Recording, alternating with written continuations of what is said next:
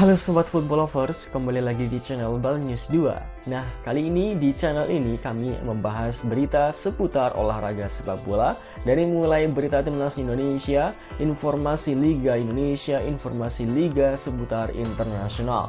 Bagi kalian yang belum subscribe channel ini, bisa langsung di subscribe dan nyalakan loncengnya agar kalian tidak ketinggalan video terbaru dari kami. Baiklah, langsung saja kita masuk ke video pembahasannya. Sintayong harus pikir-pikir kembali untuk memakai 3 pemain di FIFA Matchday lalu guna di Piala Asia nanti. Pelatih timnas Indonesia Sintayong perlu memikirkan kembali untuk kembali memakai jasa 3 pemain di 2 laga FIFA Matchday ini untuk persiapan Piala Asia 2023. Sebab mereka tampil kurang baik, bahkan sebagian duduk di cadangan. Beberapa pemain yang dipanggil Sintayong memang tak mendapat kesempatan bermain saat timnas Indonesia berjumpa Palestina dan Argentina pada agenda FIFA Matchday periode Juni 2023 ini. Namun ada satu nama pemain yang selalu mendapat kesempatan bermain pada 2 laga itu, tetapi performanya tidak begitu istimewa. Berikut 3 nama pemain timnas Indonesia yang perlu mendapat evaluasi guna kembali dipanggil Sintayong di Piala Asia. Yang pertama, Andi Setio. Andi Setio akhirnya bisa merasakan sedikit kegembiraan karena namanya kembali dipanggil tim nasional setelah absenlah selama beberapa tahun terakhir. Sayangnya Andi belum bisa membongkar dominasi lini pertahanan. Sebab bek bertengah asal Persikabo ini masih kalah bersaing dengan nama-nama pemain muda seperti Rizky Ridho dan Elkan Bagot.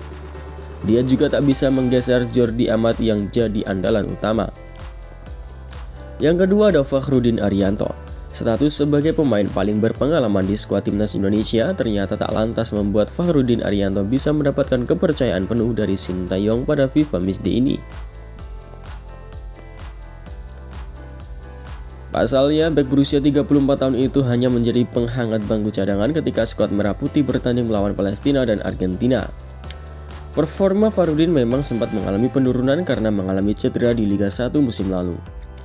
Yang ketiga adalah Witan Sulaiman. Apabila dibandingkan 2 nama sebelumnya, Witan Sulaiman menjadi satu-satunya pemain dalam daftar ini yang paling sering mendapatkan kesempatan bermain pada laga FIFA Matchday. Sebab Witan selalu turun dari bangku cadangan saat berjumpa Palestina dan Argentina. Pada laga pertama dia mencatat 19 menit sedangkan pertandingan kedua mencatat 26 menit.